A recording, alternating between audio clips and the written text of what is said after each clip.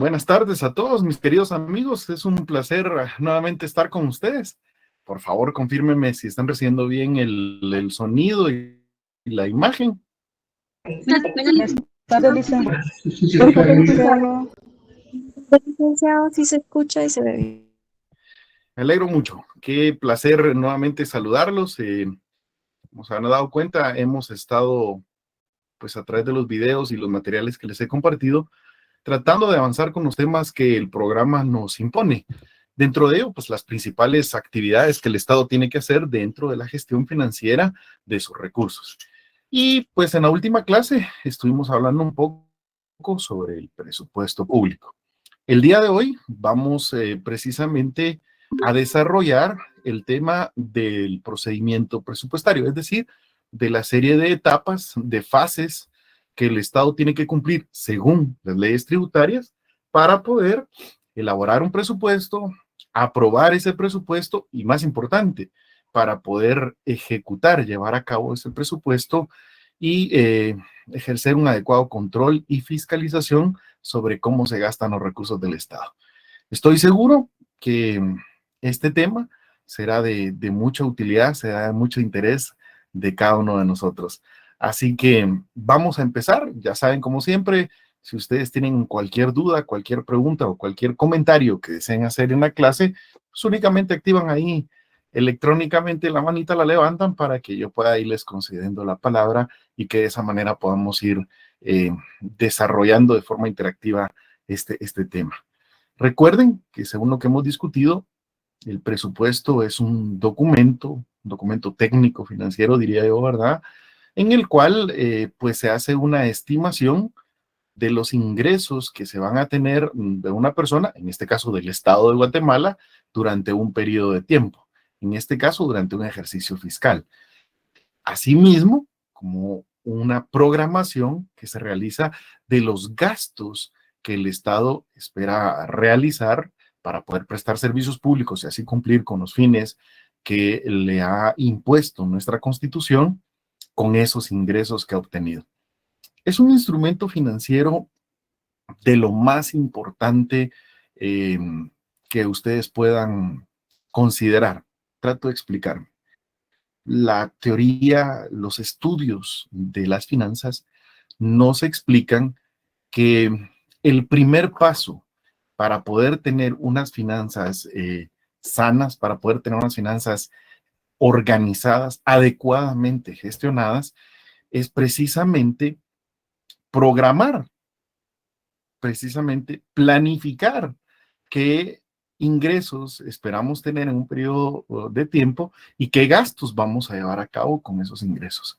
Nos explican los distintos autores, la literatura especializada en estos temas, nos explica que si alguien no elabora un presupuesto o no lo elabora adecuadamente, pues básicamente está gestionando sus finanzas a ciegas. Muchas veces no puede llegar a saber ni siquiera cuánto eh, dinero ingresa y por lo tanto no puede llegar a saber cuánto dinero se gasta. Y ese desorden, que créame lo que parece absurdo, realmente lo puede llevar a gastar mucho más de los ingresos que va a tener, que lamentablemente es la situación en la que muchísimas personas se encuentran en la gestión de sus finanzas. Hay, yo pensaría, y mire lo que me voy a atrever a decir, yo pensaría que la mayor parte de personas que yo conozco, si uno les pregunta qué ingresos tienen, pues tienen una idea más o menos adecuada, más, sobre todo porque la mayoría de nosotros somos trabajadores, digamos, en relación de dependencia y de alguna manera pues sabemos o conocemos bien el salario que percibimos. Aún así, si uno les pregunta qué ingresos tienen al año, ya los meten problemas porque ya no tienen tan claro el dato de cuántos serían los ingresos que pudieran tener en un año si ya sumamos, digamos, los 12 salarios, el aguinaldo, el bono 14, más alguna otra prestación que en el trabajo les pudieran dar. Ya si uno le cuestiona a una persona sobre sus ingresos anuales, ya es más difícil que le responda. Pero la mayoría, pues tenemos una idea más o menos clara de cuántos ingresos tenemos mensuales. Aún así, hay personas que no tienen ni siquiera ese dato, digamos, de forma certera. Hay personas en las que uno les pregunta, bueno, ¿cuánto tenés de ingresos al mes? sobre todo aquellas personas que trabajan por su cuenta o que trabajan en algún tipo de negocio en el cual sus ingresos dependen, por ejemplo, de las ventas que hagan, pues realmente no le podrán decir con certeza cuánto es lo que tienen de ingresos. Harán un cálculo aproximado o estimado, pero no le podrán decir cuánto tienen de ingresos. Y ese es un primer problema financiero que vamos a encontrar en la mayoría de las personas. Pero eso se queda corto con el siguiente problema. A la mayoría de las personas no planifican qué van a hacer con los ingresos que tienen, no elaboran un presupuesto, de tal suerte que solo empiezan a gastar, a pagar lo que tienen y a hacer los gastos que van surgiendo durante el mes y terminan gastando más de lo que ganan. Ese es un error financiero que comete la mayor cantidad de personas posibles. Así que una primera recomendación que yo les haría o que hacen en los libros de finanzas personales, de finanzas públicas, es que una adecuada gestión de los recursos necesariamente, forzosamente pasa, mis queridos amigos, por la determinación exacta de cuáles son los ingresos que tenemos mensuales. Si estos son variables, hay que hacer un promedio de los últimos 6 ingresos que tuvimos, de los ingresos de los últimos 6 meses, y una programación con base a esos ingresos de los gastos que se van a realizar en el siguiente mes, a efecto de que esos gastos que programemos, pues no pasen, no se excedan de los ingresos que tenemos o que esperamos llegar a tener.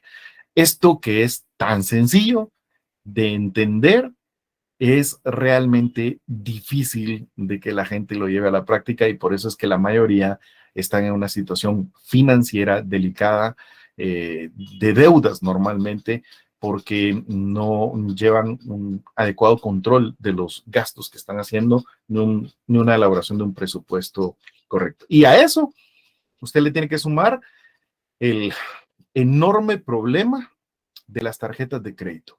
Cuidado con el tema de las tarjetas de crédito.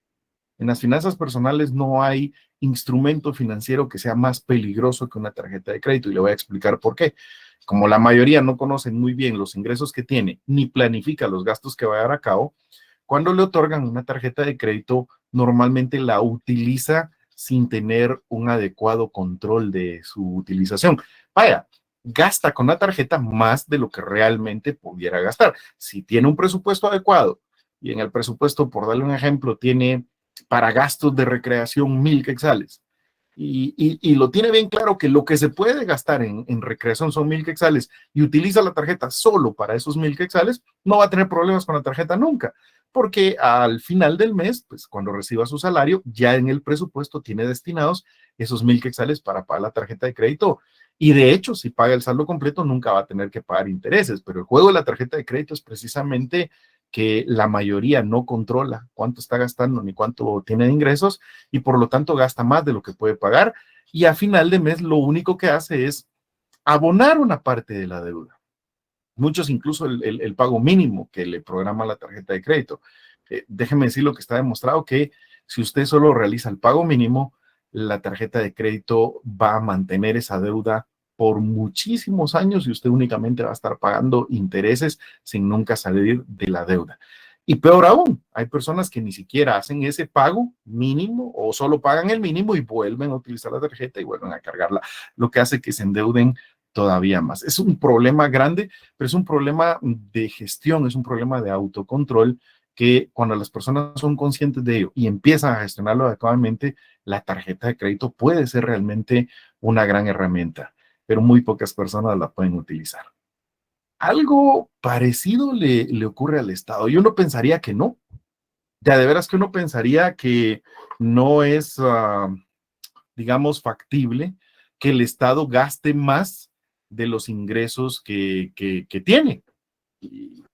Pues porque tiene ministerios expresamente destinados para esto de la gestión financiera, el Ministerio de Finanzas Públicas, ¿verdad? Tiene expertos en temas financieros y por lo tanto, pues la lógica nos llevaría a decir que el Estado no va a gastar más de los ingresos que tiene.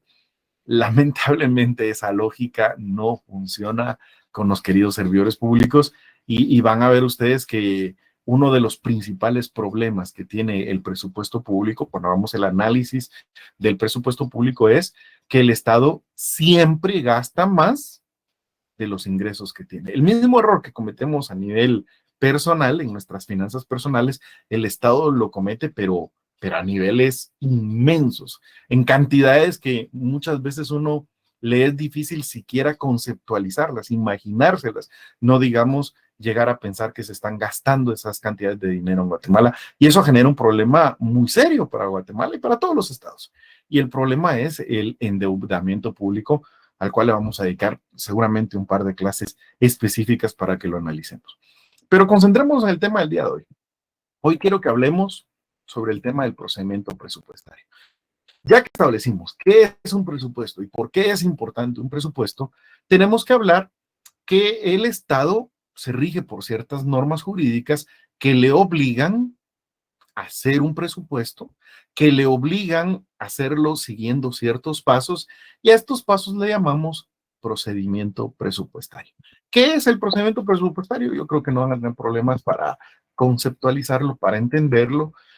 Es la serie de pasos, de fases, de etapas, como usted le quiera llamar. Me gusta llamarle etapas o fases, que se siguen o que se deben seguir según una ley para elaborar el presupuesto, para aprobar el presupuesto, para ejecutar el presupuesto, que ejecutarlo significa realizar los gastos que han sido programados en ese presupuesto, para llevar un control de que efectivamente se está cumpliendo con el presupuesto, para hacer una evaluación de si el presupuesto está cumpliendo los fines para los cuales fue diseñado, y para ejercer una fiscalización, que van a ver ustedes que es distinto hablar de un control, de una evaluación y de una fiscalización en términos del presupuesto público. De tal suerte que vamos a encontrar varias fases. En concreto, vamos a estudiar nosotros 4 grandes fases del presupuesto. La primera de ellas le vamos a llamar la formulación del presupuesto, que es, pues básicamente es cuando se elabora el presupuesto. Y van a ver ustedes que según las normas vigentes, esa formulación del presupuesto inicia prácticamente con el inicio del ejercicio fiscal, el 1 de enero, y se extiende la fase de la elaboración hasta que el Ejecutivo le presenta el proyecto de presupuesto al Congreso de la República en el mes de septiembre. Es decir, es una fase extensa donde se trata de identificar de la mejor manera posible los ingresos que puede llegar a tener el Estado y de planificar de la mejor manera los gastos que el Estado puede o piensa o planifica llevar a cabo con esos ingresos.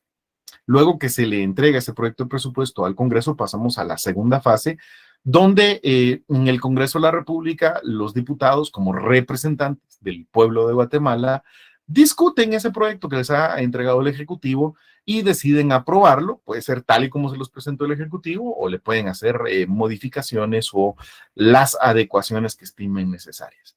Entonces ya queda aprobado el presupuesto que va a regir en el siguiente ejercicio fiscal. Y esta fase de discusión y aprobación van a ver ustedes que la debe llevar a cabo el Congreso de la República desde que le entregan el proyecto en el mes de septiembre hasta el mes de diciembre, porque el presupuesto tiene que estar aprobado con cierto tiempo de anticipación.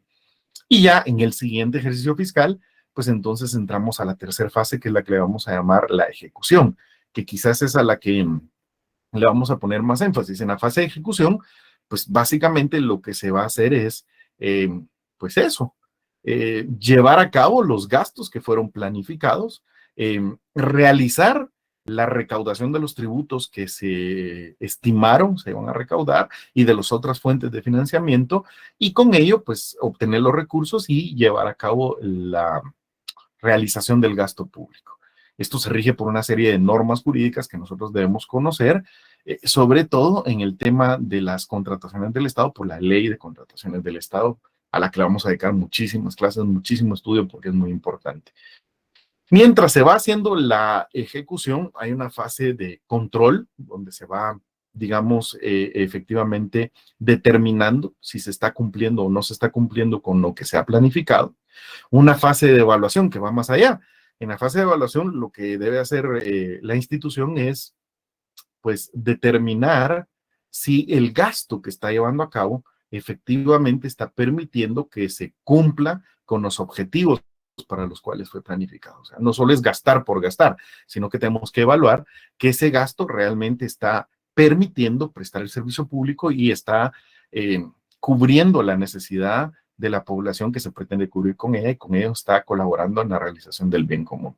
Y habrá también ahí una parte de fiscalización, que eso es básicamente pues esa serie de actividades que realiza la Contraloría para verificar que precisamente se estén cumpliendo con las normas que rigen el presupuesto y que los gastos se estén realizando conforme los procedimientos y las regulaciones que establecen las leyes, y muy importante, que la calidad del gasto sea la adecuada. Así que ahí tenemos control, evaluación, fiscalización, que van a ver ustedes que son, digamos, tres distintas facetas de esta cuarta etapa que le llamamos en general evaluación y control. Entonces tenemos cuatro etapas: formulación, discusión y aprobación, ejecución y la evaluación y control.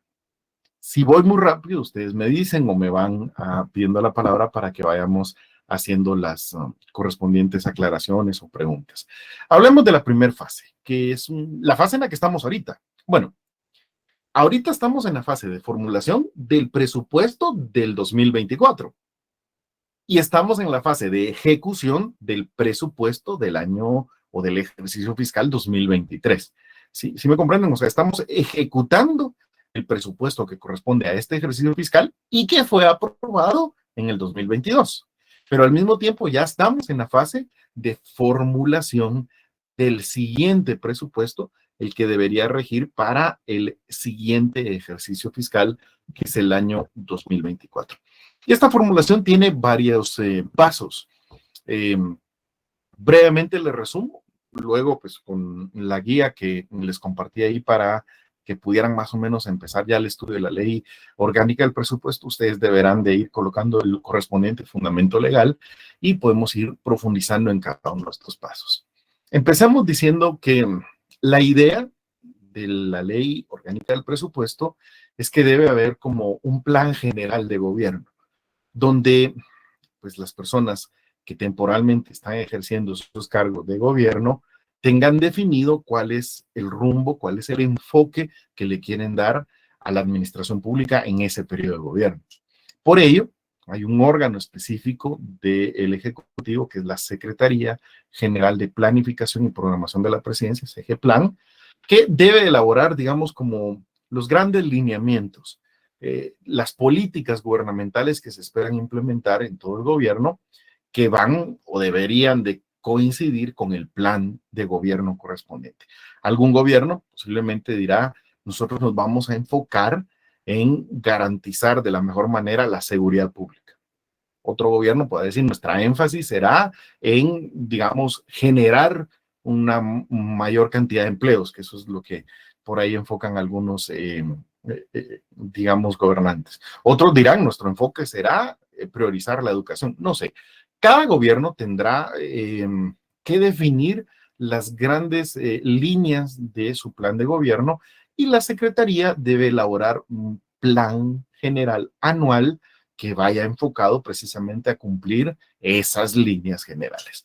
Eso suena como muy abstracto, pero realmente es muy importante, porque es la que define la coherencia y es la que define el rumbo que se le va a dar al presupuesto que se vaya a elaborar. Esos lineamientos los aprueba la Secretaría y se los hace llegar a todas las instituciones públicas. Con base a esos lineamientos, cada entidad pública, cada ministerio, cada secretaría, cada entidad descentralizada y autónoma tiene que elaborar lo que se llama un POA. Esto es un plan operativo anual. Y en ese plan operativo anual debe definir: en el siguiente ejercicio fiscal, nuestros objetivos van a ser los siguientes. Nuestras metas como institución van a ser las siguientes. Y para alcanzar esos objetivos y para alcanzar esas metas, las actividades que tenemos que llevar a cabo serán las siguientes. Es decir, el plan operativo anual es muy importante porque define para cada entidad elabora su propio PROA, para cada entidad, con base a los lineamientos generales que le da la Secretaría, pues define cuáles van a ser las actividades que va a realizar para poder con esas actividades alcanzar los objetivos y las metas que se trace cada una de las entidades. Y esos serían como los primeros dos pasos de la formulación de un presupuesto público. Ya que está definido ese plan operativo anual, pues, o paralelamente a que cada entidad va elaborando su plan operativo anual, que es lo que están haciendo ahorita las distintas entidades, haciendo, digamos, la definición de sus metas, sus objetivos y las actividades que planifican realizar en el siguiente ejercicio fiscal, pues al mismo tiempo, la Superintendencia de Administración Tributaria debe de realizar los estudios correspondientes donde va a estimar, aquí la palabra clave es estimación. La superintendencia, la SAT, estima cuánto es lo que pueden llegar a recaudar de tributos en el siguiente ejercicio fiscal. Eso dependerá de, por ejemplo, la situación económica del país, la recaudación que están haciendo este año, las circunstancias económicas del mundo en general. Entonces la SAT va tomando en cuenta distintos factores y con base a esos factores la SAT pues hace una estimación de los ingresos que espera llegar a obtener el siguiente ejercicio fiscal. Al mismo tiempo, el Ministerio de Finanzas Públicas hace una estimación de los ingresos que pueden obtenerse por otras fuentes de financiamiento que no sean los tributos. ¿Se recuerdan que platicamos que pues el Estado para obtener recursos, la principal fuente de recursos del Estado serán los tributos, pero no es la única fuente? Puede ser que pues que se espere obtener ciertas donaciones, que se espere obtener ciertos préstamos o adquisición de cierta deuda, o que se esperen obtener ingresos por arrendamiento, por venta de bienes, por prestación de servicios. Al Ministerio de Finanzas le corresponde estimar los ingresos que se esperan llegar a obtener en el siguiente ejercicio fiscal que no sean tributarios. Y a la superintendencia le corresponde determinar o estimar los ingresos que se espera llegar a obtener, pero por tributos. Insisto que en ambos casos solo es una estimación. ¿Eso qué quiere decir? Puede ser que esa estimación se quede muy corta. Por ejemplo, para este ejercicio fiscal, para el 2023, el año pasado, la Superintendencia de Administración Tributaria estimó que en el 2023 se podían llegar a recaudar 86,000 millones de quetzales en concepto de tributos. Es una estimación. Puede ser que la SAT logre recaudar más de esos 86,000 millones de quetzales. De repente, en el ejercicio fiscal logra recaudar 90,000 millones de quetzales. Bueno, sobrepasó sus estimaciones. O puede ser también que la SAT no logre alcanzar esa estimación, esa meta que se trazó de 86,000 millones y solo logre recaudar 70,000 millones de quetzales. Insisto que esto es una estimación porque depende de muchos factores. Yo siempre les pongo este ejemplo. En una oportunidad, la Superintendencia de Administración Tributaria había estimado que iba a lograr recaudar 56,000 millones de quetzales. Y de esos 56,000 millones de quetzales, 6,000 millones de quetzales correspondían a un tributo específico, que la SAT calculó que durante el ejercicio fiscal iba a lograr recaudar de ese tributo 6,000 millones de quetzales. Pero en cuanto empezó el año, una cámara empresarial muy fuerte, ¿verdad? Presentó una inconstitucionalidad contra ese tributo y la Corte de Constitucionalidad suspendió provisionalmente la ley que permitía el cobro de ese tributo. El hecho de que la ley estuviera suspendida por una inconstitucionalidad le impedía a la SAT cobrar ese tributo. Y por lo tanto, durante todo el ejercicio fiscal, la SAT no cobró ese tributo. ¿Qué fue lo que pasó ahí? Pues que la estimación que había hecho la superintendencia de 6,000 millones de quetzales en concepto de ese tributo no se logró alcanzar porque el tributo había sido suspendido por la Corte de Constitucionalidad, de tal forma que ese año la SAT no logró esa meta que se había trazado de recaudación de los 56,000 millones. El año siguiente, el siguiente ejercicio fiscal pasó algo muy interesante. Como estaba suspendido la ley, la SAT vino y no hizo en sus estimaciones, no incluyó ese tributo porque dijo está suspendido, entonces no lo vamos a tomar en cuenta. Y entonces hicieron una estimación, digamos, más conservadora. Pongamos de ejemplo, dijeron el siguiente ejercicio fiscal solo esperamos recaudar 50,000 millones de quetzales. Pero resulta que en el mes de diciembre la Corte al final dictó sentencia. Y en la sentencia declaró sin lugar la inconstitucionalidad y por lo tanto revocó la resolución que había suspendido provisionalmente ese tributo. De tal suerte que ahora la superintendencia ya podía cobrar ese tributo, que no lo había estimado, porque como estaba suspendido, no estaba dentro de sus estimaciones. ¿Qué fue lo que ocurrió ahí? Que en ese ejercicio fiscal superó la estimación que había hecho. Yo siempre pongo este ejemplo para que ustedes comprendan que al final de cuentas los ingresos del Estado no son como, por ejemplo, cuando a uno le dicen cuánto ganas si uno tiene un salario fijo. Los ingresos del Estado son más bien estimaciones que la superintendencia hace de lo que puede llegar a recaudar en el siguiente ejercicio fiscal y en el caso del Ministerio de Finanzas, estimaciones de lo que puede llegar a obtenerse por otras fuentes de financiamiento.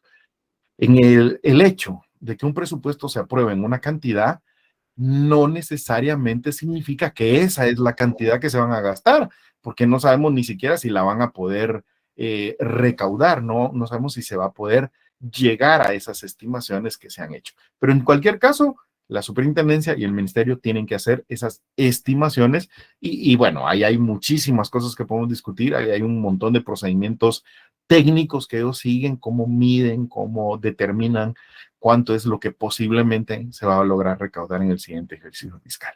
Tomen en cuenta que estos dos pasos van, digamos, paralelos. Al mismo tiempo que las distintas entidades, los ministerios, las secretarías, están elaborando su plan operativo anual, buscando cuáles son sus necesidades, cuáles son las actividades que tienen que llevar a cabo. Al mismo tiempo, la SAT y el Ministerio de Finanzas están haciendo la estimación de los posibles ingresos que se van a obtener en el siguiente ejercicio fiscal. Ya que tenemos eso, ya con las estimaciones que hace la superintendencia y el Ministerio de Finanzas, el Ministerio de Finanzas hace una propuesta donde define cuáles deberían ser los techos presupuestarios. Déjeme explicarle este concepto. El Ministerio de Finanzas dice, bueno, la superintendencia estimó que vamos a tener de ingresos tributarios 86,000 millones de quetzales. Y nosotros, en el ministerio, estimamos que de ingresos no tributarios vamos a tener 14,000 millones de quetzales.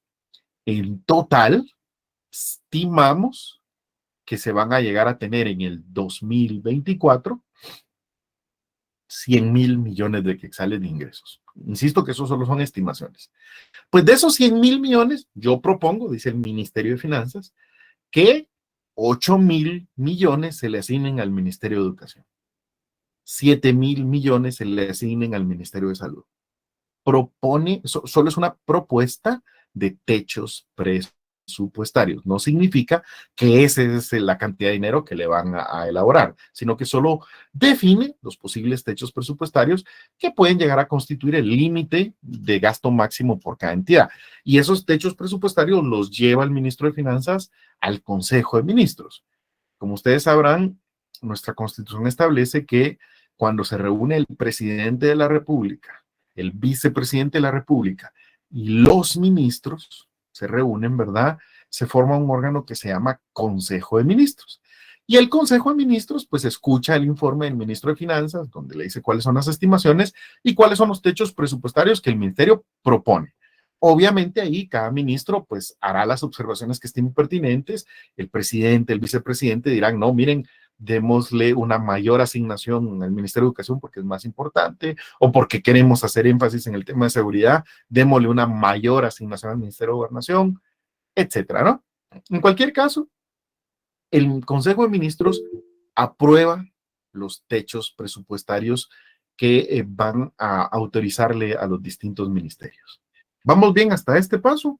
Mi querido César, ¿usted tiene alguna duda o comentario que nos quiera hacer? Sí, ¿será que me podría ampliar sobre los techos presupuestarios que no logro entender qué son? Por favor. Sí, es una propuesta. Vamos a ver.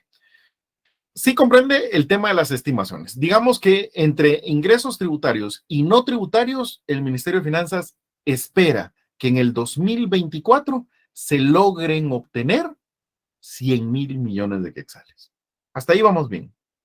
Entonces el ministro hace una propuesta. Insisto que esto no es definitivo, él solo propone. Y la propuesta es, bueno, de los 100,000, asignémosle 8,000 al Ministerio de Educación. Asignémosle 10,000 al Ministerio de Gobernación. Es una propuesta que él hace y que la lleva al Consejo de Ministros. El Consejo de Ministros lo discute y tiene que aprobarlo. De hecho, emite un acuerdo gubernativo donde se aprueban los techos presupuestarios que le van a asignar a cada una de las entidades. Es como, es como cuando usted hace su presupuesto, César, y usted dice, bueno, tengo un salario de 5,000 quetzales. De esos 5,000, dice usted, le voy a asignar 2,000 al pago de la renta de la casa, 1,000 de gasolina, 1,500 al pago del colegio de los niños, 500 a la compra o a gasolina, qué sé yo. Usted hace pues sus asignaciones. Claro que esas están sujetas a posterior discusión del Consejo de Ministros. Cuando usted lo discute con su esposa, ella dirá, no, mira, aquí le pusiste muy poco al tema de la comida. Subile a la estimación que estás haciendo. Debo insistir algo, que esto no es el presupuesto que queda aprobado. Esto solo es, estamos elaborando un proyecto de presupuesto y el Consejo de Ministros dice, en ese proyecto de los 100,000 los vamos a distribuir o los deberíamos distribuir de esta manera y hace una aprobación de una cantidad que se le va a asignar a cada ministerio. Esa cantidad, el Consejo de Ministros a la prueba y se la hacen saber a cada uno de los ministerios, secretarías y distintas entidades y le dicen, mire, en el presupuesto que estamos elaborando, el techo presupuestario que el Consejo de Ministros le asignó a ustedes es tanto. Insisto, no significa que eso es lo que vayan a recibir, puede ser más, puede ser menos. Por el momento, en la formulación esa es la cantidad que le está asignando el Ejecutivo, porque dentro de su plan de gobierno, por las prioridades que tiene, por las metas que tiene, estimó que esa era la cantidad adecuada a asignarle. Mi querido Carlos, ¿usted también tiene una pregunta sobre este punto? Buenas tardes, Lick. Fíjese que yo tengo una duda. Sí. ¿Será que las entidades autónomas, a excepción de la San Carlos, reciben un porcentaje del presupuesto o solo es distribuido en los 14 ministerios? No. En el presupuesto general de ingresos y egresos de la nación, se deben estimar los ingresos que se van a tener para todas las instituciones del Estado, ya sean centralizadas, descentralizadas o autónomas, y también cuánto es lo que se le va a asignar a cada una de esas entidades, ya sean centralizadas, descentralizadas o autónomas. También se le asigna presupuesto a las entidades autónomas y a las entidades descentralizadas, Carlos. Aquí hay un tema muy interesante. La diferencia es la siguiente. El presupuesto de los ministerios y de las secretarías y en general de todos los órganos que dependen de la presidencia, de todos los que son centralizados, debe ser aprobado por el Congreso. Mientras que el presupuesto de las entidades que son autónomas, vamos a ver cómo explicarle esto. El Congreso únicamente aprueba el monto total que se le va a asignar a la entidad. Solo dice, a la Universidad de San Carlos le vamos a asignar del presupuesto general 500 millones de quetzales. No le puede decir en qué gastárselo. La entidad autónoma elabora su propio presupuesto, claro, con base a esa aprobación que haga el Congreso de la República del presupuesto general. Es decir, cada entidad autónoma elabora su propio presupuesto, pero ese presupuesto que elabora cada entidad autónoma se integra en el presupuesto general y en el presupuesto general únicamente se define la asignación total que se le hace a esa entidad.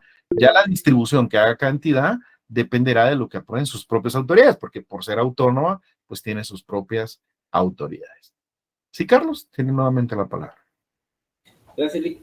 Pero usted indicaba de que el Congreso asigna un presupuesto X a las entidades, pero en el caso de la San Carlos League, como eso está en ley, que es el 5%, ¿verdad? Entonces yo tengo entendido, así como usted el ejemplo que usó hace ratito, a que, digámosle, la SAT estima recaudar 86,000 millones y más 14,000 millones de finanzas, que hacen un equivalente de 100,000 millones de quetzales. Entonces, ¿será que ahora la duda que tengo acá, ¿verdad? Sobre los 100,000 millones que recauda, supongamos que sea cierto, ¿sobre esa base se calcula el 5% o tienen otro método o otra forma de calcular ese porcentaje, lo que le dan a A la la San Carlos? universidad. Gracias, Carlos. Mire, ese es un tema bien interesante hoy. Y a mí me gustaría que lo profundicemos más, solo que me gustaría que lo hagamos cuando ya dominemos un poquito más de los temas del derecho presupuestario. De momento le adelanto.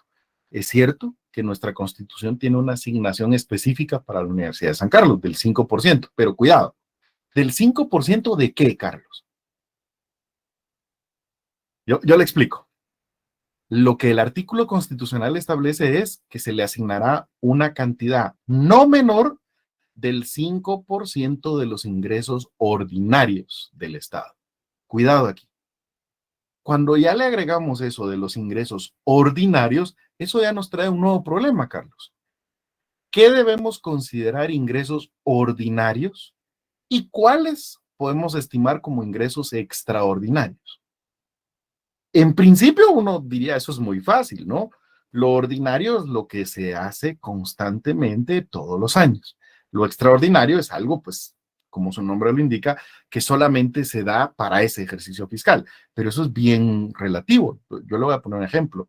Normalmente lo que nos ha pasado en la universidad es que el Ministerio de Finanzas, cuando hace esa estimación de ingresos del siguiente ejercicio fiscal, dice, de ingresos ordinarios, la SAT está estimando únicamente 40,000 millones de quetzales. Porque los otros 46,000 millones que la SAT estima que se van a recaudar de impuestos no son ingresos ordinarios, esos son impuestos extraordinarios, dice la SAT, dice el Ministerio de Finanzas. Y por lo tanto, sobre eso no hay que calcular el 5%. Y lo que sea de deuda, lo que sea de préstamos, lo que sea de donaciones, esos son ingresos extraordinarios. Entonces, el Ministerio de Finanzas dice, de los 100,000 millones que esperamos llegar a tener en el 2024, los ingresos ordinarios solo son 40,000 millones. Y sobre los 40,000 millones, el 5% es tanto. Y eso es lo que le asignamos a la Universidad de San Carlos. Por darle un ejemplo, a la Universidad de San Carlos le asignamos 300 millones. Es un ejemplo nada más. Entonces, a la universidad solo le dicen, esto es lo que le vamos a asignar en el presupuesto. Y la universidad ya define dentro de eso que le asignaron cómo lo va a gastar. La facultad de aprobar la distribución de sus gastos sí le corresponde a la universidad por ser un ente autónomo. Ya el Consejo Superior Universitario se reunirá y hará su propio presupuesto con base a ese monto que le asignaron. Claro que aquí hay muchísimo que discutir, insisto. Por ejemplo, la universidad ha demandado al Estado y le ha exigido que la asignación que le hizo en un ejercicio fiscal es más baja de lo que le correspondería según la Constitución. ¿Por qué? Porque la universidad dice los ingresos ordinarios no eran 40,000, eran 86,000 y por lo tanto la asignación que me tenían que hacer no era de 300 millones, sino de 600 millones, por dar un ejemplo, ¿no?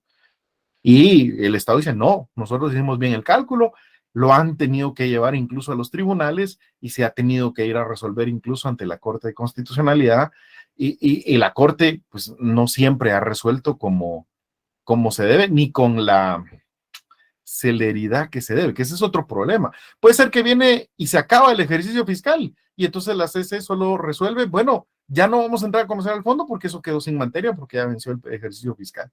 Y es bien complicado.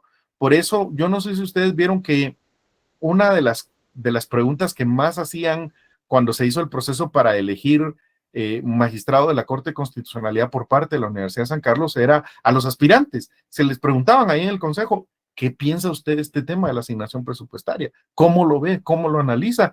Porque la Constitución establece el 5% de los ingresos ordinarios, pero ¿qué debemos entender que son ingresos ordinarios? En cualquier caso, quiero hacer otra aclaración, Carlos. Ese 5% es un mínimo. Bien podría ser que el Estado venga y diga, este año nosotros consideramos que la educación superior universitaria es muy importante y por lo tanto, en lugar de asignarle el 5%, le vamos a asignar el 10% del presupuesto de los ingresos ordinarios. O sea, le pueden asignar más. Y entonces ya le hacen una asignación presupuestaria, por darle un ejemplo, de 800 millones de quetzales, y la universidad elabora su presupuesto con base a esa asignación que le hicieron.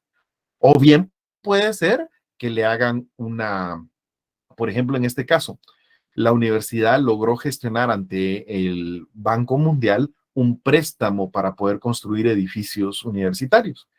Y el Banco Mundial autorizó prestarle ese dinero a la universidad, que era bastante dinero. Recuerdo que eran como 300 millones de dólares lo que le habían autorizado de préstamo. Pero, como es un préstamo, la Constitución establece que tiene que ser aprobado por el Congreso. Entonces, el Congreso aprobó, aparte del presupuesto que tiene la universidad, ese ingreso extraordinario producto de una deuda del Banco Mundial. Así que hay muchísimas cosas que se pueden discutir ahí, no solo con la universidad, sino con todas las entidades autónomas. Pero para entenderlo, vamos despacito. En estos pasos, lo que yo quiero que ustedes comprendan es lo siguiente. ¿Hasta dónde vamos?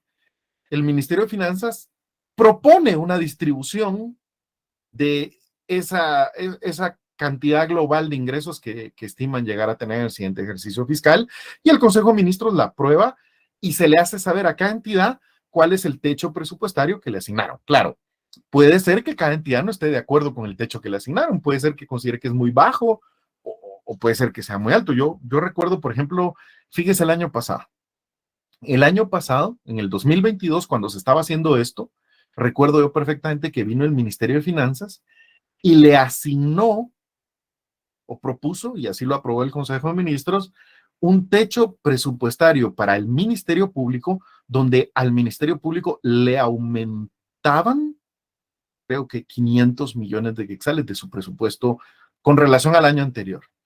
Le aumentaron y decían, pues creo yo que muy atinado, es necesario fortalecer al Ministerio Público para que la investigación penal se fortalezca y así pues tengamos una mejor sociedad. En una sociedad donde más delitos son investigados y juzgados, pues va a ser una mejor sociedad. Hasta ahí creo que todos de acuerdo, ¿sí? 500 millones más para el Ministerio Público, nadie protesta por eso. Pero aquí viene el problema. En esa misma asignación que hizo el Ministerio de Finanzas, al organismo judicial le rebajaron, en comparación al año anterior, le rebajaron 200 millones de quetzales en asignación que hizo el Ministerio de Finanzas. Y yo recuerdo perfectamente que la presidenta del organismo judicial decía, pero ¿a quién se le ocurre aumentarle el presupuesto al Ministerio Público? Que si el Ministerio Público tiene más presupuesto, van a llevar más casos ante los tribunales, van a judicializar más y luego le bajan el presupuesto al organismo judicial. ¿Cómo le vamos a dar respuesta a ese incremento de la actividad del Ministerio Público? No tiene sentido.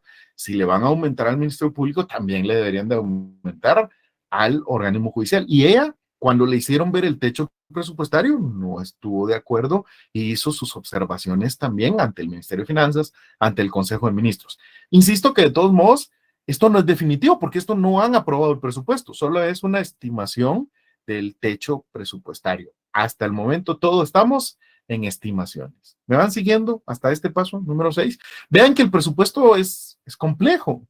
No es tan sencillo como sentarse un día y elaborar el presupuesto, como la gente piensa. Realmente es una serie de pasos que se tienen que ir dando según la ley para ir haciendo esa elaboración o formulación del presupuesto. Bien, con el techo presupuestario asignado, ya cada entidad sabe, bueno, cuánto es lo que posiblemente le vayan a asignar. Puede ser que le asignen más o puede ser que le asignen menos.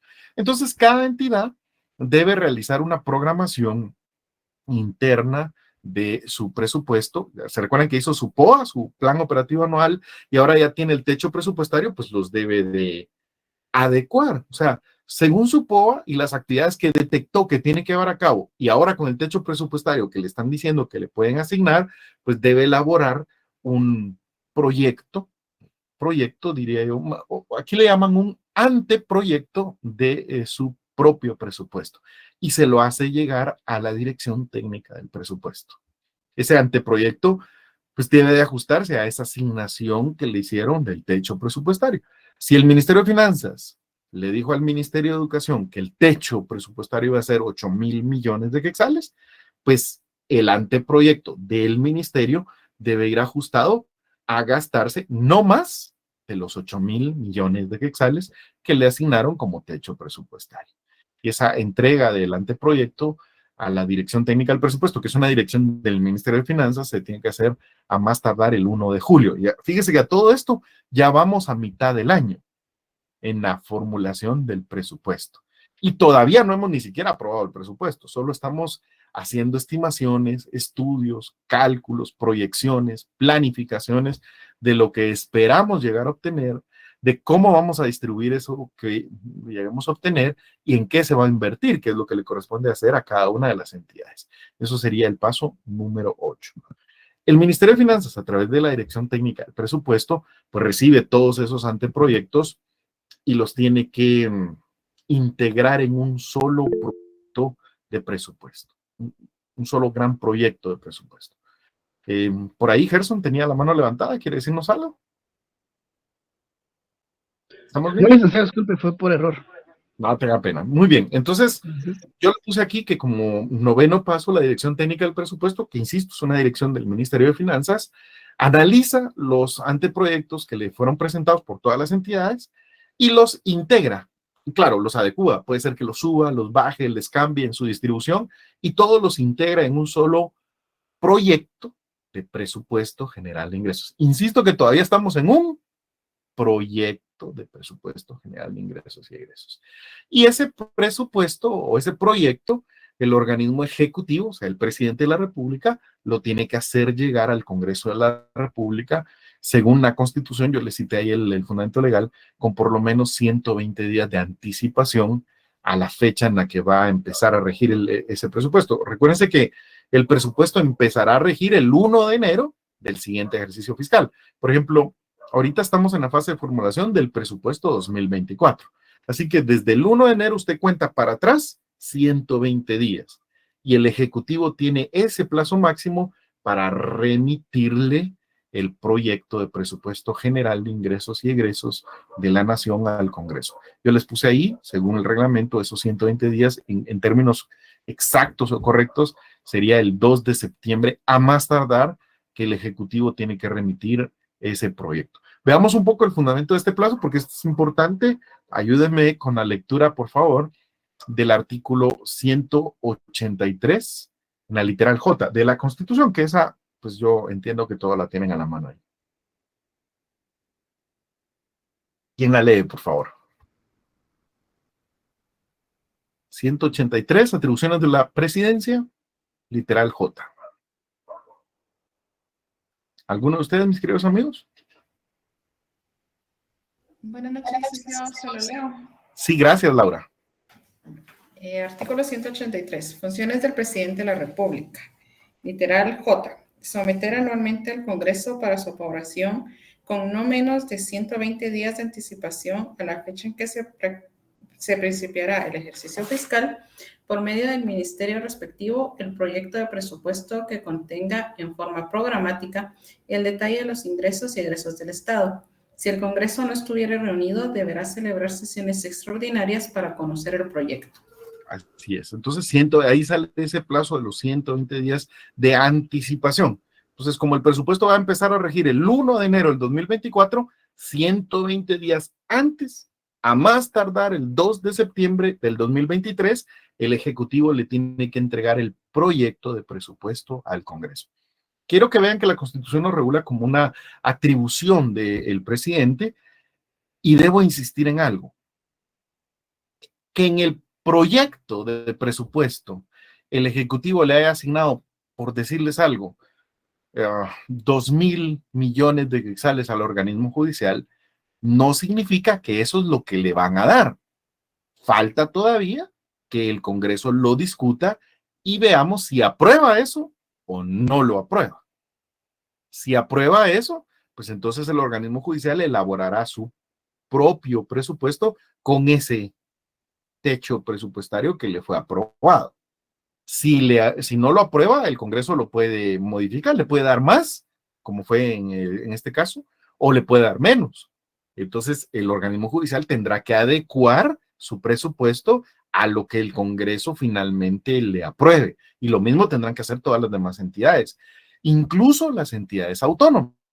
Las entidades autónomas, la ley les permite elaborar su propio presupuesto, pero dentro de ese techo presupuestario que finalmente debe aprobar el Congreso. Así que este es un proyecto de presupuesto, todavía no ha sido aprobado. Puede ser que le asignen más, que le asignen menos, o sea, todavía está sujeto a cambios cuando se discuta y se determine su aprobación en el Congreso. También podemos encontrar el fundamento de este plazo, de esta obligación, en el 171, cuando regula las atribuciones del Congreso. Hazme favor de leerlo, Laura, 171B, y luego le damos la palabra ahí a la compañera que la está pidiendo. Muy bien, licenciado. Artículo 171. Otras atribuciones del Congreso, literal B. Aprobar, modificar o improbar a más tardar 30 días antes de entrar en vigencia el presupuesto de ingresos y egresos del Estado. El Ejecutivo deberá enviar el proyecto de presupuesto al Congreso con 120 días de anticipación a la fecha en que principiará el ejercicio fiscal. Si al momento de iniciarse el año fiscal el presupuesto no hubiera sido aprobado por el Congreso, regirá de nuevo el presupuesto en vigencia en el ejercicio anterior, el cual podrá ser modificado o ajustado por el Congreso. Muy bien, gracias, Laura. Después voy a regresar sobre este plazo. Ayer vamos, porque ahí hay otro plazo de 30 días que tenemos que discutir, pero de momento quiero que le pongan atención a lo siguiente. El Ejecutivo tiene un plazo para elaborar el proyecto de presupuesto y hacérselo llegar al Congreso. Y ya vieron que esa elaboración no es tan sencilla, tiene varios pasos o varias etapas. Alejandra, ¿usted tiene alguna pregunta o comentario sobre esto? Sí, licenciado, disculpe, una pregunta. Si en el ministerio, eso de dinero que le dan a los ministerios, a esas entidades, si surgiera en algún ministerio una emergencia, ¿de dónde van a sacar el dinero? ¿Lo tienen que ajustar al presupuesto que ya fue asignado? Así como en el Ministerio de Agricultura surgió una emergencia sobre los agricultores sobre la tormenta Julia. Entonces se les asignó una cierta cantidad a los agricultores. Entonces, ¿de dónde sacaría ese presupuesto que es de emergencia? Claro, gracias, Alejandra. Mire, le voy a decir en general, todo presupuesto se rige por un principio, que se llama principio de flexibilidad, pero cuidado, vamos a ver si logro transmitirles bien la idea. Vamos a ver, yo digo, si uno elabora un presupuesto, la idea es ajustarse a ese presupuesto. No sé si me explico. O sea, hagámoslo a nivel personal, tal vez es más fácil entenderlo así. Por ejemplo, yo elaboro mi presupuesto y pongo ahí que tengo gastos de recreación, 2,000 quetzales. Gastos de salud, le pongo yo, que yo ahí destino una cantidad que posiblemente puedo usar en compra de medicinas, en ir a una consulta médica, o algún gasto. Yo le pongo 1,000 quetzales. En mi presupuesto personal, es un ejemplo, ¿sí? Si en ese mes no me enfermo y no tengo que comprar medicina, esos 1,000 quetzales, yo los guardo y el siguiente mes tengo otros 1,000 quetzales, tampoco me enfermo. Puede ser que pase así 6 meses sin enfermarme. Digamos que el séptimo mes me enfermo, pero tengo ahí del presupuesto para gastos de salud y los utilizo. Claro, la idea sería que no me pase de esos 1,000 quetzales que tengo presupuestados. Pero obviamente, como usted dice, hay situaciones que quedan fuera del alcance de uno. Puede darse una emergencia. Pensemos, pues, que sufro un accidente y entonces me tienen que operar. Y el gasto que se va a hacer en la operación, digamos que son 20,000 quetzales. Fíjese que si son 20,000 quetzales en el ejemplo que estamos dando, se pasa del presupuesto incluso que tengo para todo el año, porque si yo tengo 1,000 mensuales para gastos de salud, sería en todo el año tengo de presupuesto 12,000. Y aquí tengo que gastar solo en una operación 20,000, se pasa. ¿Qué tendré que hacer? Pues ahí entra el principio de flexibilidad y tendré que readecuar el presupuesto. seguramente, Alejandra, si yo sufro un accidente y tengo que gastar 20,000 en esa operación, pues tendré que quitarle a los gastos de recreación y utilizarlo para los gastos médicos. Y posiblemente, si aún así me alcanza, habrá que quitarle a otros gastos y compensar eso para poder cubrir. Pero la idea sería que siempre lo cubra con mi propio presupuesto. No sé si me explico. O sea, vamos en orden. Primero debería cubrirlo conforme lo planifiqué. Si lo planifiqué bien, debería tener para cubrirlo. Pero en una situación emergente puede ser que eso no alcance, pues entonces hago readecuaciones presupuestarias, modificaciones, pero a mi propio presupuesto. Pero aún así puede ser que la situación sea mucho más complicada, Alejandra. Imagínense que esto es un accidente y la operación y los gastos y la medicina y todo es de 100,000 quetzales. No me va a alcanzar el presupuesto que tengo ni de gastos de salud ni de recreación, posiblemente ni todo el presupuesto que tengo. Tendré que buscar, en el caso personal, ¿va? Tendré que buscar otra fuente de financiamiento.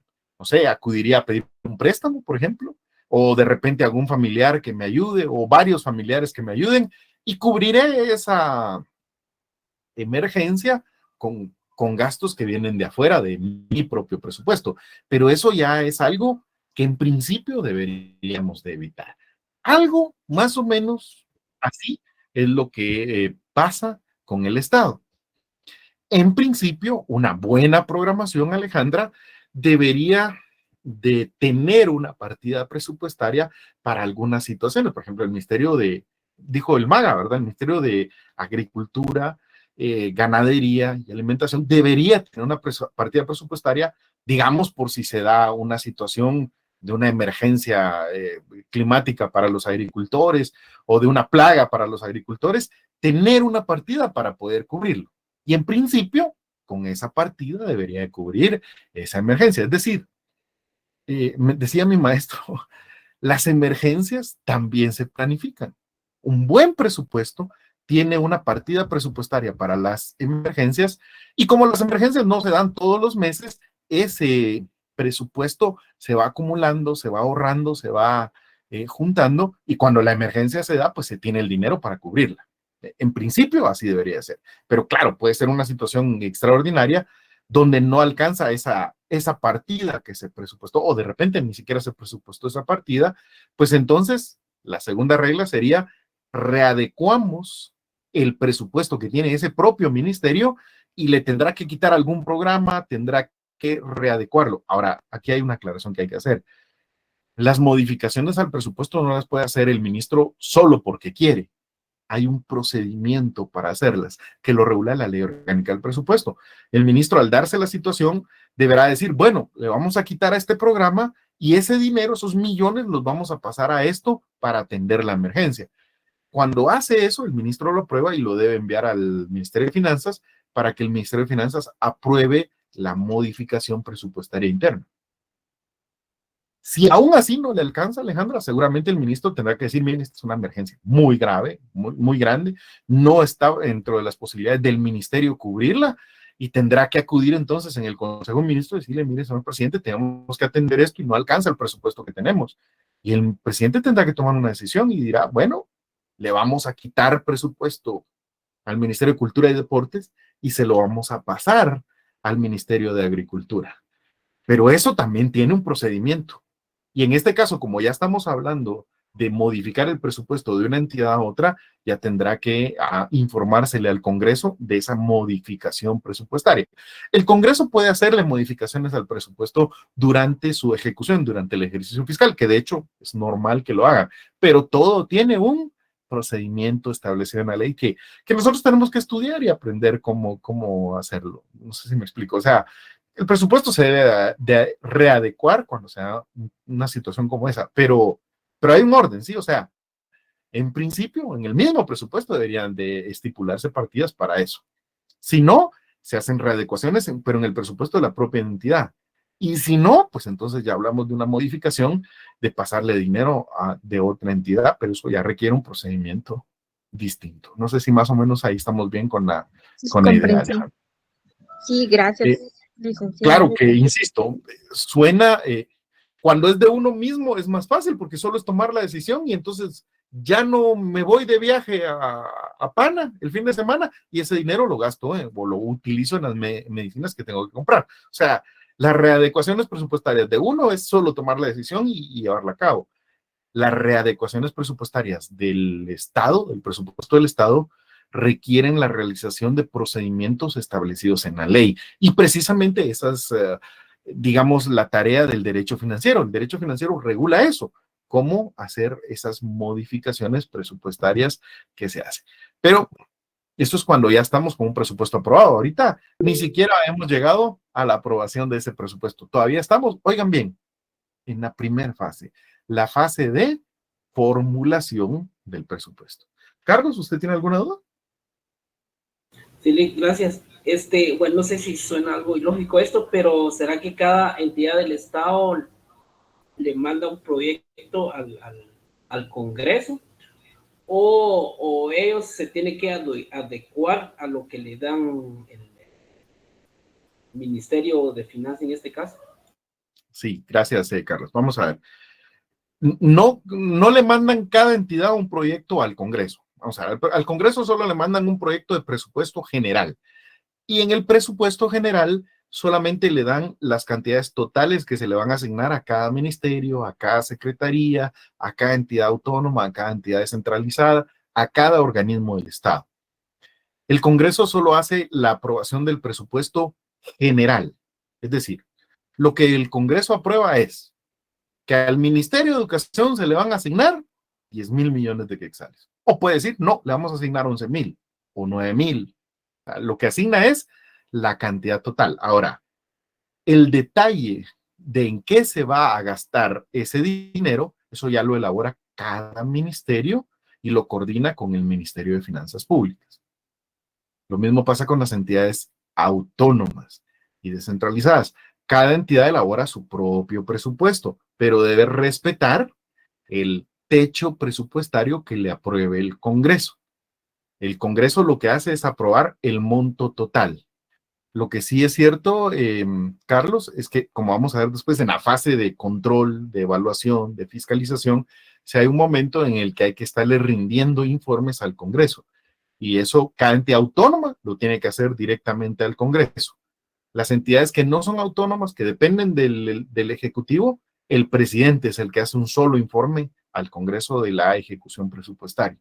Entonces, van a ver ustedes que las reglas cambian dependiendo si el ente es centralizado o si es descentralizado o es autónomo. Hay distintas reglas para los entes descentralizados y autónomos. Y quizás va a ser importante que recordemos un poco en derecho administrativo la diferencia entre un ente centralizado de uno descentralizado y autónomo para que esto quede bien claro en el tema presupuestario. Pero en general, Carlos, lo que le quiero decir es que cada entidad tiene que adecuarse a lo que el Congreso le apruebe.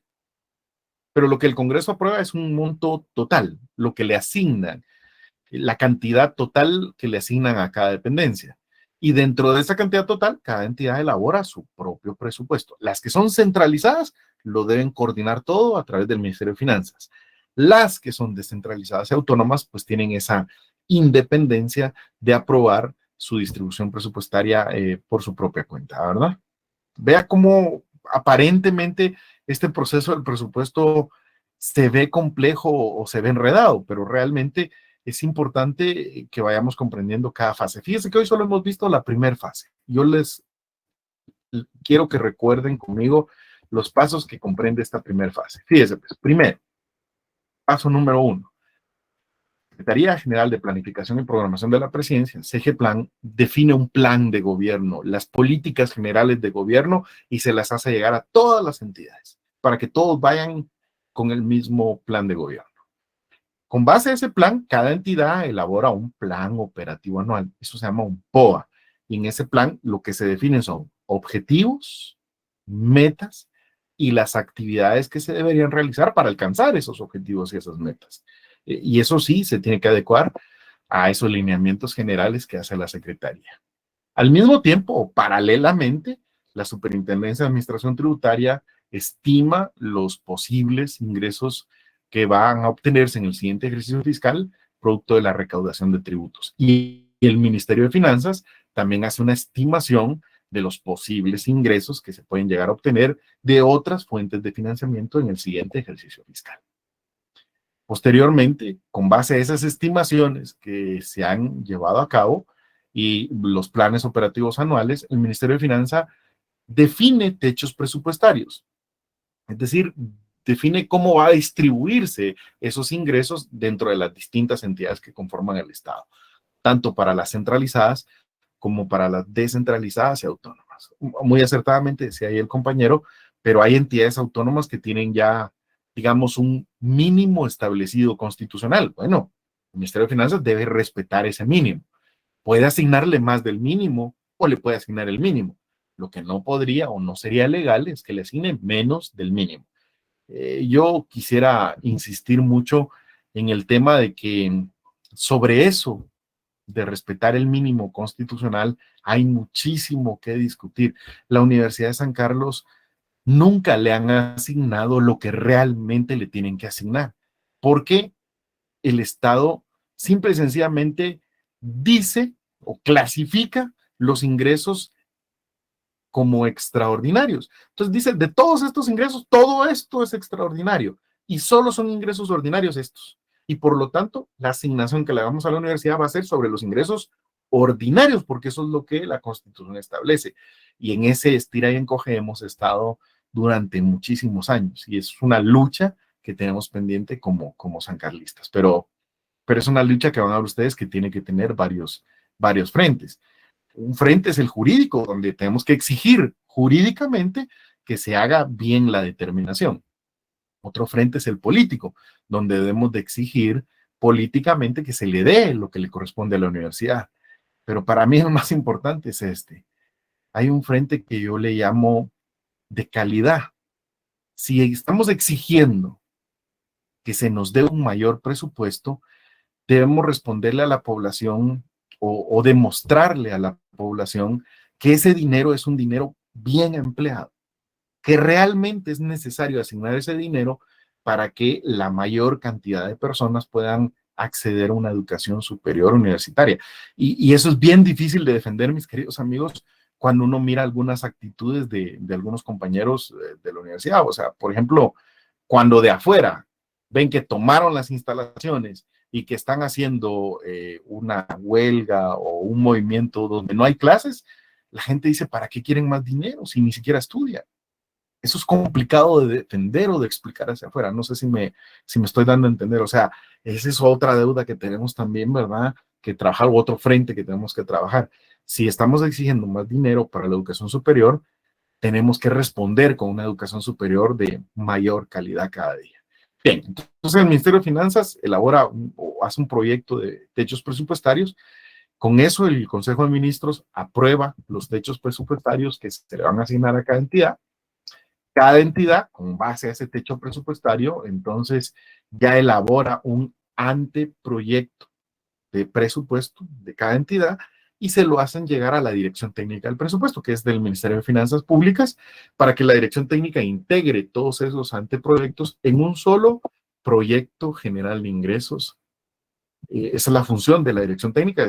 Ahí hay gente muy preparada en temas de finanzas que controlan muy bien el tema y logran, digamos, unificar, integrar adecuadamente todos estos distintos anteproyectos y entonces el Ejecutivo presenta el proyecto de presupuesto al Congreso General, al Congreso de la República con no menos de 120 días de anticipación. O sea, a más tardar, el 2 de septiembre, el Ejecutivo estará presentando un proyecto de presupuesto.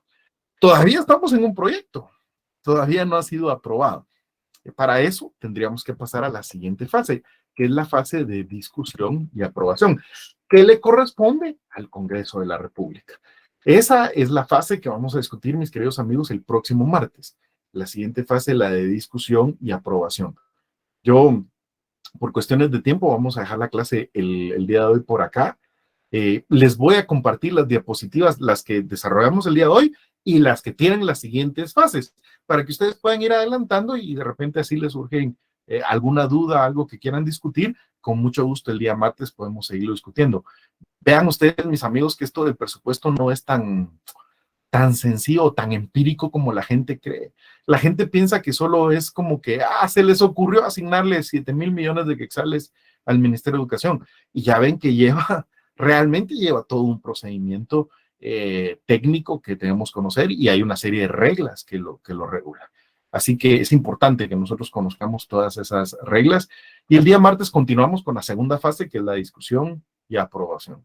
Yo me quedo por aquí, mis queridos amigos, salvo que ustedes tengan alguna duda. Miriana dice ahí, Miriana Pérez, usted nos dice. Buenas noches, licenciado, perdone, es que estoy en otro teléfono, pues, porque se me apagó mi teléfono, pero mi nombre es Byron Pérez, pero fíjese que yo me asigné hace poco a su curso, fue la semana pasada, que fue el jueves o viernes por ahí, y me operaron en esa fecha. Entonces yo le entregué la tarea, aunque sea un poco tardío, pero no sé si me la recibió todavía, ¿verdad? Pero ahí yo se la envié, yo cumplí con mi deber de enviársela. ¿Estaría Gracias, de acuerdo? Byron. Ajá. Pues sí, estoy de acuerdo. Obviamente va a incidir ahí en la nota, ¿verdad, mi querido Byron? Pero me alegro mucho que la haya elaborado, que la haya presentado. Vi su mensaje por ahí, no lo respondí porque estaba con otras ocupaciones, pero sí, está recibida y yo la voy a valorar definitivamente. Y lo más importante, Byron, porque a mí lo de la nota, bueno, a mí no me interesa tanto lo de la nota. Lo más importante es que creo que el desarrollo de esa guía le va a permitir conocer más la ley orgánica del presupuesto y ser un mejor profesional del derecho. Así que me alegro mucho que la haya presentado. Cuente con que yo la voy a valorar, quizás con algunos puntillos menos, pero sí, no se preocupe. Muy bien, gracias, licenciado. Feliz noche, gracias. Igualmente, Byron, y para todos, pues una feliz noche. Hay varias manos por ahí levantadas. Feliz noche, licenciado. Gracias, Débora. Por ahí vi a alguien más, María Adelina, tiene por ahí su mano levantada. Sí, solamente, licenciado, para darle las gracias y excelente clase, gracias. Gracias a usted, oye, y a todos ustedes. Carlos, ¿usted tiene también su mano? Sí, Lick, con dos cuestiones, Lick. En cuanto, perdón que regresen esto, en cuanto al LICS, ¿cuál es el porcentaje según la ley o no hay un porcentaje para el LICS? Esa es la primera pregunta. Y la segunda, fíjese que yo no entregué el trabajo, Lick. Es que me quedé con la duda, no sé si tenía que imprimir el libro o la guía que usted mandó, pero le soy sincero, no lo hice. Muy bien, gracias, Carlos. Yo le respondo, la segunda primero, yo le recomiendo que si no ha elaborado la guía, lo haga. Yo igual las voy a valorar, o sea, sí van a valer puntos, pero más que eso, son una serie de preguntas que usted tiene que ir desarrollando para estudiar la ley orgánica del presupuesto. Mis amigos, de veras, yo quisiera poder transmitirles esta idea que yo tengo. A mí me interesa más que ustedes aprendan algo que les va a servir en su vida profesional que la nota que puedan obtener. Honestamente, el tema de la nota, bueno, más nosotros conocemos nuestra facultad, o la ganan ahorita, o en retrasada, o en segunda retrasada, o en escuela, tarde o temprano van a ganar este curso. Eso no me interesa tanto, ¿verdad?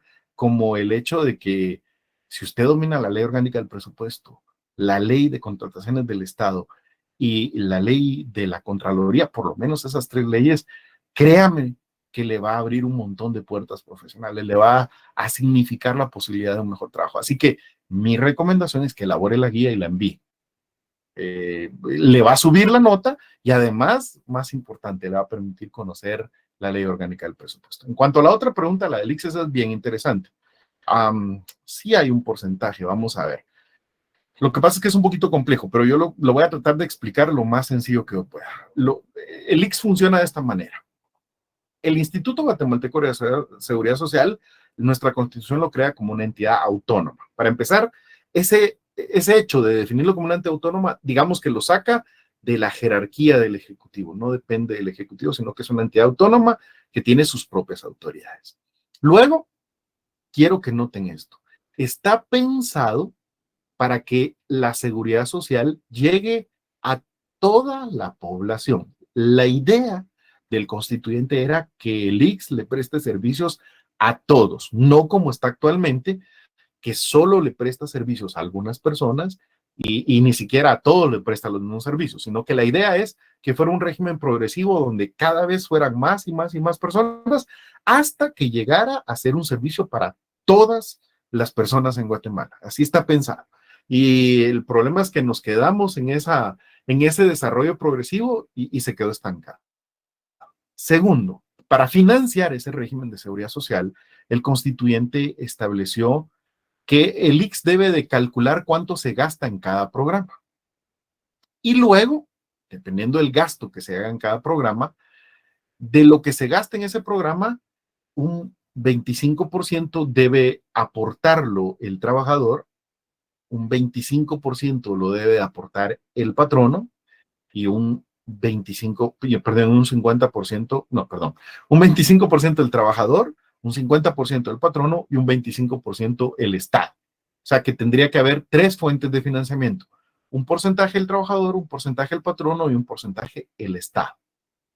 Entonces, lo que se hace básicamente es calcular los servicios que el ICS le presta a cada trabajador y con base a esos servicios el ICS dice, usted como trabajador tiene que aportar un 4.83% de su salario para contribuir al régimen.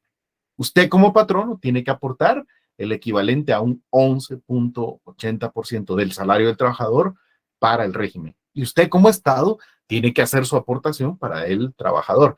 Entonces recibe dinero del trabajador, recibe dinero del patrono y recibe dinero del Estado. Y con ese dinero presta los servicios. Esa es la idea. Sobre esa idea hay muchísimas cosas que discutir, Carlos. Por ejemplo, el Estado no cumple con su obligación y no le pasa la cuota que le corresponde al ICS. Y eso hace que el ICS se quede sin la mitad de sus ingresos de entrada. Y eso es un grave problema. Entonces, como no tiene suficientes ingresos, el ICS está subsistiendo con los ingresos de lo que le paga el trabajador y los patronos, y por lo tanto no puede seguir ampliando su cobertura a otras personas. Pero bueno, hay muchísimas cosas que discutir ahí, pero en resumen, sí, hay un porcentaje, pero depende de los servicios que se le presten a los distintos trabajadores. Maritza, ¿usted también tiene alguna duda? Sí, buenas noches, licenciado. Disculpe la molestia. ¿Será posible que usted nos pueda compartir la presentación de la clase anterior? Ya está colocada en el Classroom, Maritza.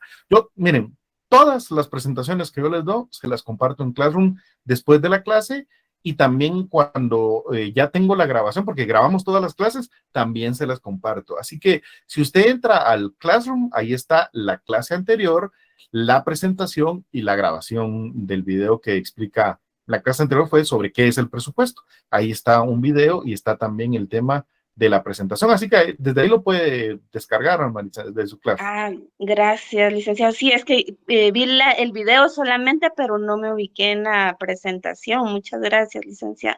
Ahí están, oye, ahí está la presentación de ese tema del presupuesto, con mucho gusto. Y también estas se las voy a compartir todas, oye, y también las grabaciones, porque aquí la idea es que ustedes tengan el mayor número de recursos.